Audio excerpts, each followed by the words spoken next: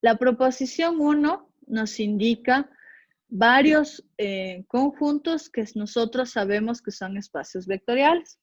Entonces, el primero es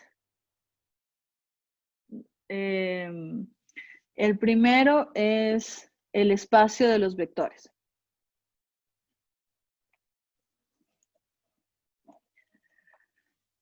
Entonces, el espacio de los elementos que son de la forma A1, A2, o bueno, si quieren, tal vez más usual, X1, X2, hasta Xn, ¿cierto?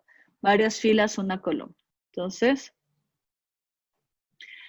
o las matrices de una columna, como le quieran llamar.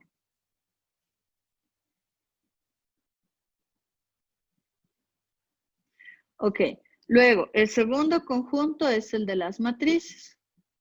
Entonces, estos son espacios vectoriales. Quiere decir que si yo tomo la suma de vectores o la suma de matrices, voy a obtener como resultado una matriz y me da esto es igual a esto de acá y todas las propiedades que acabamos de ver. Esta es el de las funciones en un intervalo I.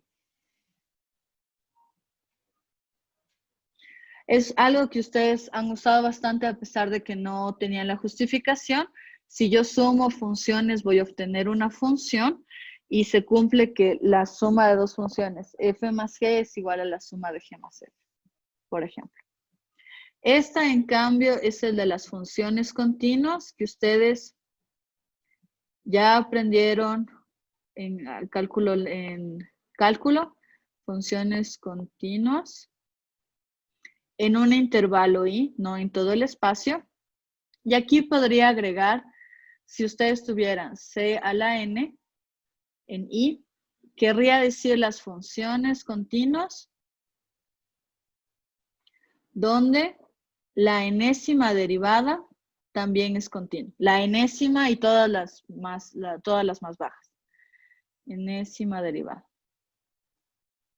Entonces, una derivada. Una función se puede derivar más de una vez, eso ya van a aprender en cálculo, y puede ser que la derivada de una función no sea continua o que sí lo sea. Lo que me dice este conjunto es que la derivada enésima y todas las anteriores son continuas. Entonces, es un conjunto interesante que van a usar bastante, entonces es importante tener presente que este también es un espacio vectorial. Finalmente, aquí tienen el de los polinomios de grado n, donde la variable es x. Podemos poner aquí una t y la variable sería t. ¿Preguntas hasta aquí tal vez?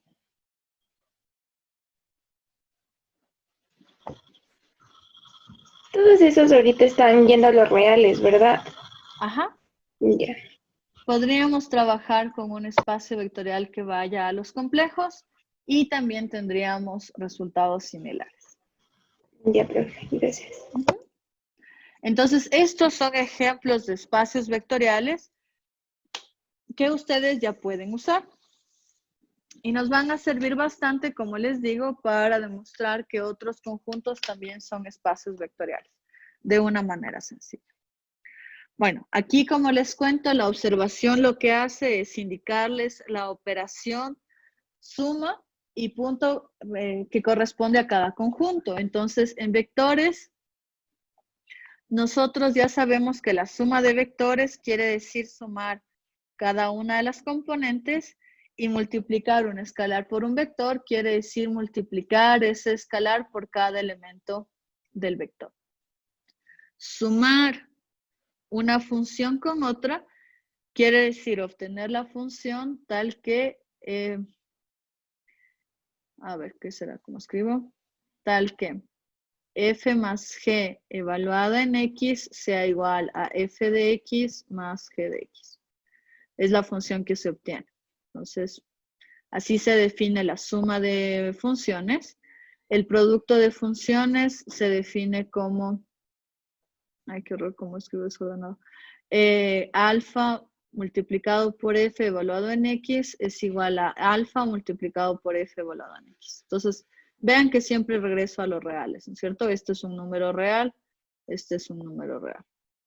Pero el resultado de sumar dos funciones es una función.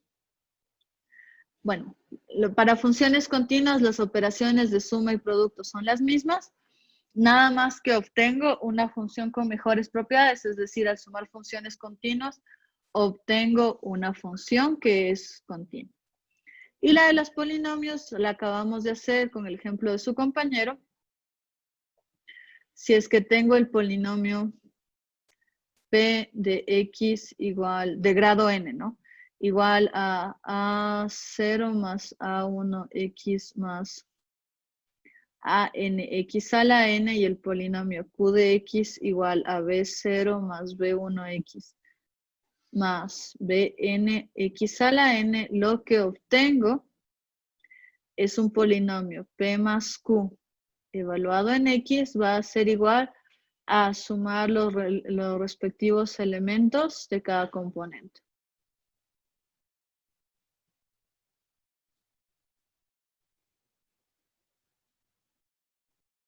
¿Alguna pregunta tal vez?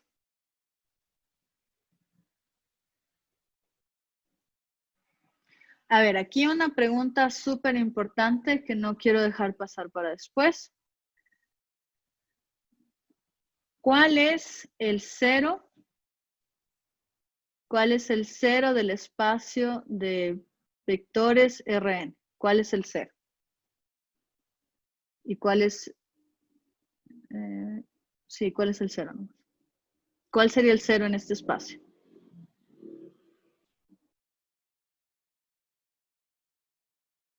La matriz nula de orden n por 1. Exactamente, entonces un vector 0, 0, 0 que tiene dimensión n por 1. No se olviden que los vectores se pueden escribir de manera horizontal y vertical, pero siempre la dimensión es n por 1. Se escriben a veces de manera horizontal por espacio, como ahorita que no tengo espacio para escribirlo de manera vertical. ¿Cuál es el cero de las funciones?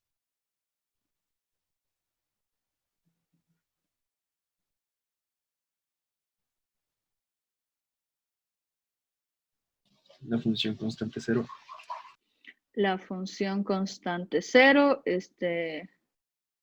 pongámosle f sub f, entonces esta función va de los reales en los reales, tal que a cada x le corresponde el 0. Perfecto. ¿Cuál es el cero de los polinomios?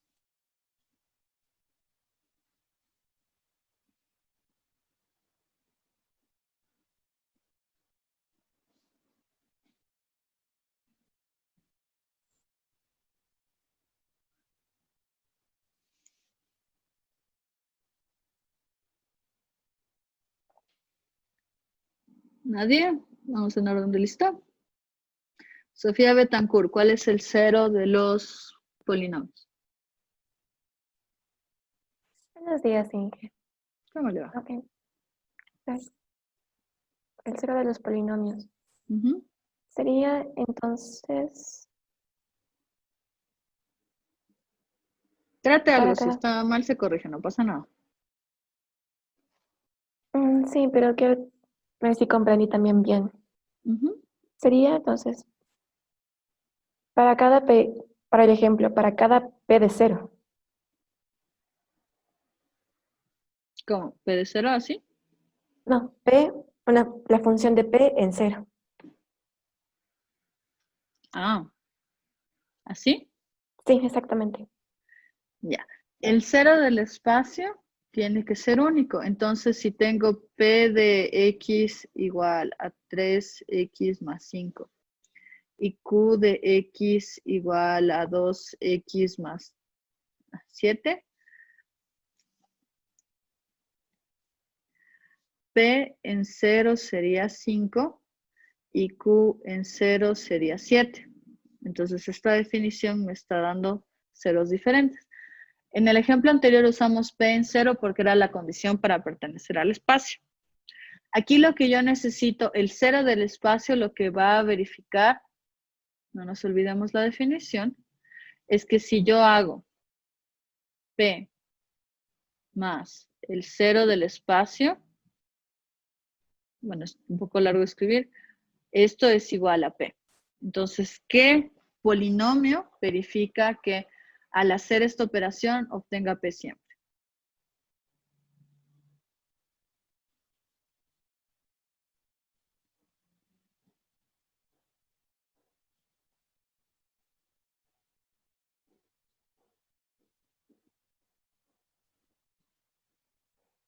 El 0 multiplicado por cada x a la n más 0 por x a la n menos 1 y así sucesivamente. Exactamente, entonces sería 0 más 0 por x más 0 por x al cuadrado más 0 por x a la n. Perfecto. Entonces, esto me van a decir, pero eso da 0. Sí, claro que sí. Pero el escribirlo de esta manera, créanme que les ayuda muchísimo para evitar confusiones. Ya vamos a ver la siguiente semana qué es independencia lineal y conjunto generador. Y lamentablemente el error más grave o más común ahí es que están sumando polinomios, tienen que igualar al cero del espacio y en lugar de usar esto, igualan al vector 0, 0, 0. Y se dañó completamente el ejercicio. Entonces, tener claro cuál es el cero del espacio es fundamental para lo que vamos a usar después. Entonces, díganme, ¿está claro que ese es el cero del espacio o tenemos dudas? ¿Puede por favor volver a repetir esa parte? Aún me queda un poco de dudas. Esa parte quiere decir ¿qué parte? Cero, ¿qué debe cumplir para que sea P más 0 sea igual a P? No entendí muy bien.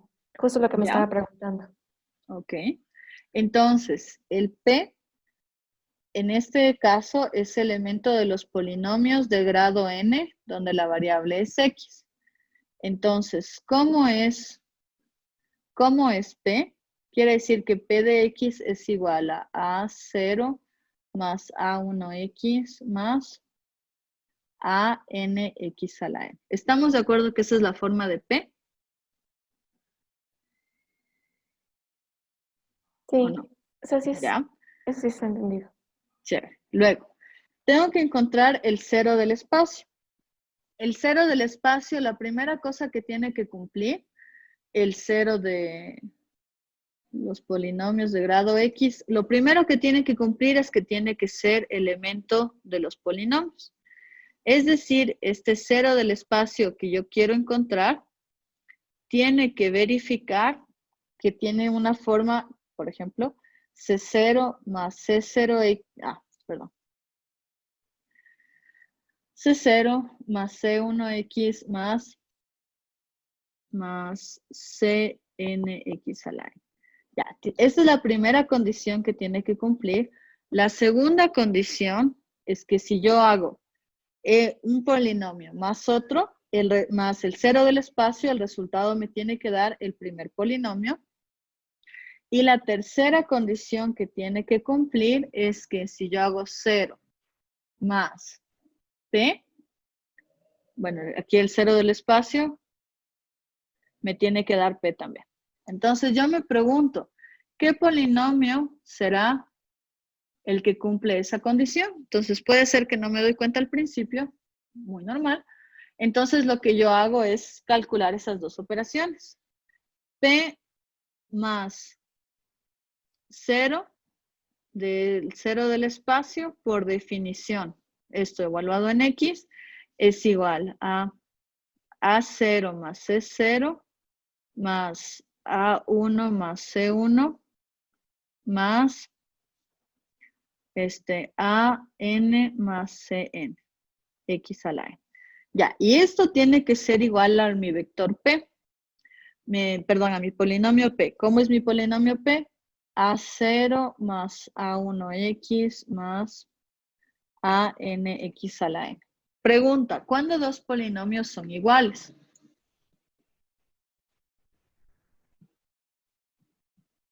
Cuando tienen los mismos coeficientes. Perfecto. Los polinomios son iguales si tienen los mismos coeficientes. Entonces, en este caso, van a ser iguales. Estos polinomios coeficientes van a ser igual estos polinomios si A0 más C0 es igual a A0. Si es que A1 más C1 es igual a A1.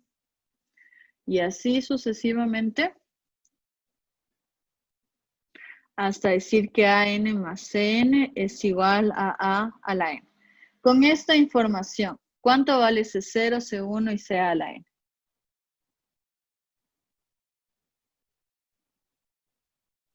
Tienen que tener un valor de 0.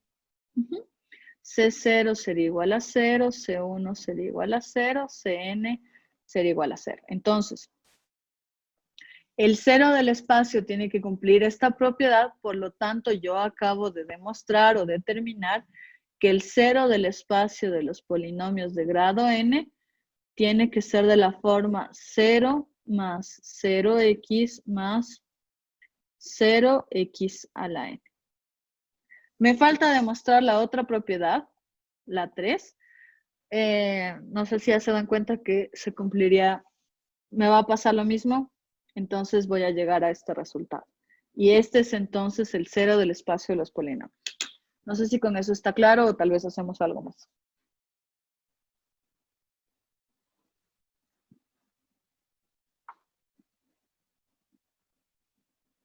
Ya está bastante claro. Muchas gracias, Inge. Ya, con todo gusto. Entonces, listo.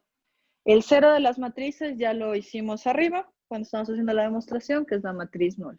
Entonces, vean que 0 ya no quiere decir solo el número 0, sino dependiendo del espacio vectorial va a comportarse un poquito diferente. Sobre todo, en álgebra lineal los ejemplos que usamos son matrices, vectores y polinomios. Entonces, normalmente los polinomios son lo que causa más confusión. Entonces, desde ahora les recomiendo que en cada caso piensen, ¿y cómo serían los polinomios? ¿Cómo se comportan en los polinomios? Para que no tengan ningún inconveniente en ninguna de sus evaluaciones. Bueno, avancemos un poquito más. Miren, acá abajo estaba. Entonces, acá abajo está mostrado con todo el detalle lo que acabamos de mostrar nosotros.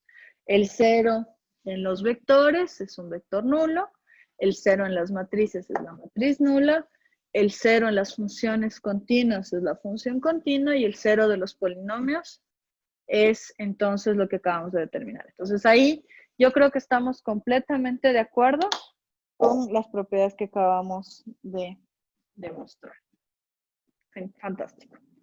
Entonces, veamos el teorema 2. El teorema 2 lo que me dice es que si yo multiplico la constante 0 por cualquier elemento del espacio, yo voy a tener el 0 del espacio. Si yo multiplico cualquier constante por el 0 del espacio, voy a tener el 0 del espacio. Si yo tengo que alfa por u es igual al 0 del espacio, tengo dos opciones. O alfa es igual a 0 o u es igual a 0. Por los dos resultados anteriores y que menos 1 por u es igual al inverso del espacio. Esto para los espacios que acabamos de definir. Entonces, hagamos rápidamente un ejemplo. Si es que estamos trabajando en las matrices, entonces en las matrices 0, el 0 del espacio por cualquier matriz,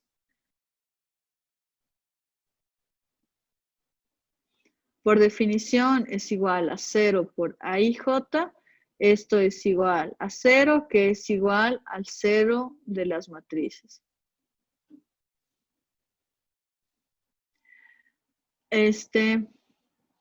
Si es que estamos trabajando, por ejemplo, en los polinomios de grado n. Entonces, en los polinomios, si tomamos P elemento de los polinomios de grado n, lo que vamos a tener es que alfa multiplicado por P es igual a, evaluado en X, va a ser igual a alfa multiplicado por cada uno de los elementos de P.